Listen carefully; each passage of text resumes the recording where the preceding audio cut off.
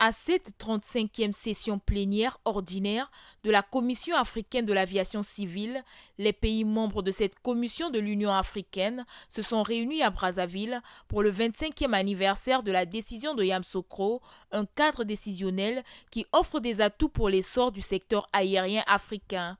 Au cours de ces assises internationales, le ministre chargé de l'aviation civile, Honoré Saï, a encouragé les parties prenantes à relever les défis du secteur aérien en vue de la mise en œuvre de la décision de Yamoussoukro visant entre autres à la libéralisation du ciel africain.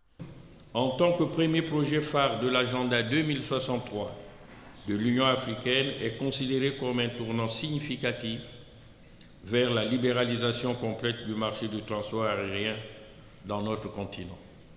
Le marché unique de transport aérien en Afrique, au-delà du projet économique, incarne notre aspiration à une Afrique unie et prospère, telle que formulée dans l'agenda 2063. Ensemble, continuons à travailler pour une Afrique connectée, compétitive et durable. Composé entre autres des ministres des pays de la CAFAC, les participants à cette réunion ont souligné la nécessité de travailler en synergie pour relever les barrières aériennes qui freinent le développement de ce secteur. Avec la CAFAC, la Commission africaine de l'aviation civile, il a été décidé de prendre en main le ciel de l'Afrique.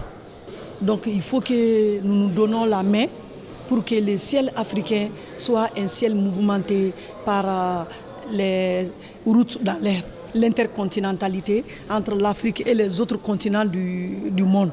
La 35e session plénière ordinaire de l'Union africaine pour le 25e anniversaire de la décision de Yamoussoukro de la Commission africaine de l'aviation civile connaîtra son épilogue le 29 du mois en cours.